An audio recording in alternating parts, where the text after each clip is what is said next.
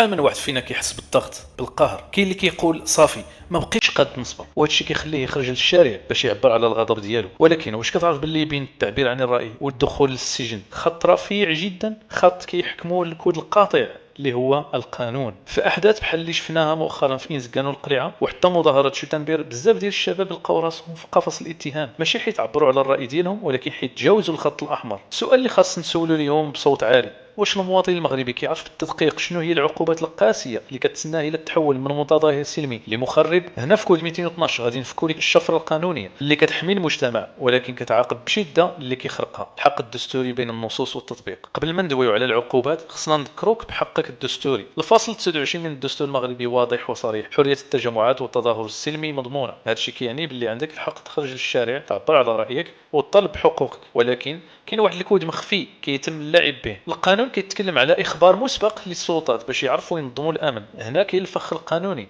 فاش كيتم الرفض وانت كتحاول تخرج هنا كتولي في مخالفه لقانون التجمعات العموميه. الممارسه ديال الحق ديالك الدستوري كيتحول جريمه بسيطه في نظر القانون. هذا الشيء كيخلي الشباب كيحس بالاحباط والظلم قبل ما تبدا هذه المظاهره. الكود الصادم. الفرق بين التعبير على رايك وبين بدايه المشاكل القانونيه هو شعره. وشكون اللي كيتحكم في هذه الشعره؟ القانون المنظم اللي غالبا ما كيتم استغلاله. الشغب والتخريب، النهايه الكارثيه والمجهوله. هنا فين كاين الخط الاحمر الحقيقي اللي ما خاصكش تجاوزه، فاش كيتحول الاحتجاج السلمي لشغب او تخريب. الفصل 288 من القانون الجنائي: عرقله السير والتجمعات المسلحه. مجرد عرقله السير العمومي او المشاركه في تجمع مسلح حتى لو كانت الحجره في يد شي واحد كيعاقب عليها القانون بالحبس من 6 شهور حتى العامين، وهذا الشيء غير على مجرد عرقله. الفصل 288 واحد: تخريب الممتلكات، سنوات ضوئيه في السجن. هنا فين كاين الحبس الحقيقي. الا درتي تخريب لاي حاجه ديال الدوله، طوبيسات، مؤسسات عموميه، بنوك، سيارات الامن او حتى ممتلكات خاصه، محلات تجاريه او سيارات، العقوبات تقدر توصل ل5 سنين، واذا كان التخريب مصحوب بعنف او جرح تقدر توصل ل 10 سنين او حتى ل 20 سنه سجنا نافذه. نيه الشغب والمشاركه. حتى لو ما كنتيش انت اللي كتقوم بالتخريب مباشره، مجرد المشاركه في التجمع اللي وقع فيه التخريب او النيه في الاخلال بالامن تقدر تجرك للمحاسبه. الكود القاطع. الفرق بين التعبير عن الرأي وبين الدخول للسجن هو قرار واحد خاطئ: قرار الشغب والتخريب. العنف ضد رجال الأمن ثمن لا يغفر. هنا كتدخل في منطقة الخطر المطلق. الاعتداء على رجال الأمن هو من أخطر الجرائم اللي كيتعامل معها القانون بصرامة لا مثيل لها. الفصل 263 و 267 من القانون الجنائي: إهانة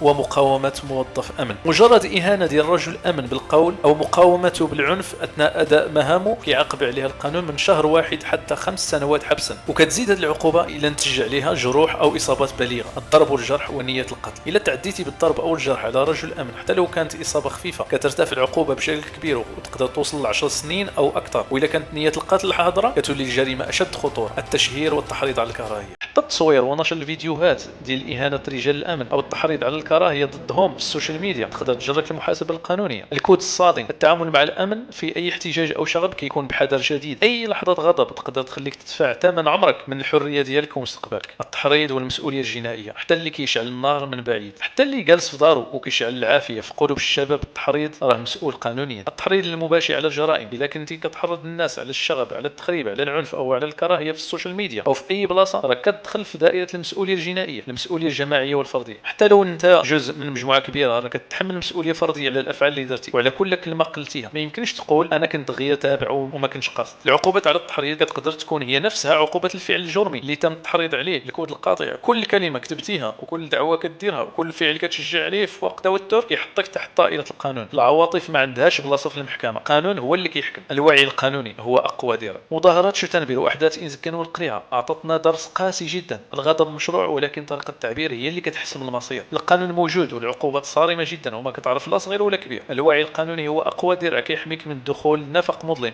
ما كتعرفش النهايه ديالو. الكود ديالك اليوم: صوتك قوي وحقك مشروع، ولكن استعمل هذه القوه بذكاء وحكمه باش توصل لنتائج حقيقيه ماشي للندم في قفص الاتهام. صافي، الان عندك التحليل كامل، ما عندكش عذر باش تقول ما كنتش عارف. الوقت حان باش نتحملوا مسؤوليتنا. اشترك دابا في كود 212 وفعل زر الجرس وقول لنا في التعليق واش انت متفق مع هذه العقوبات الصارمه ضد المخربين في المظاهرات.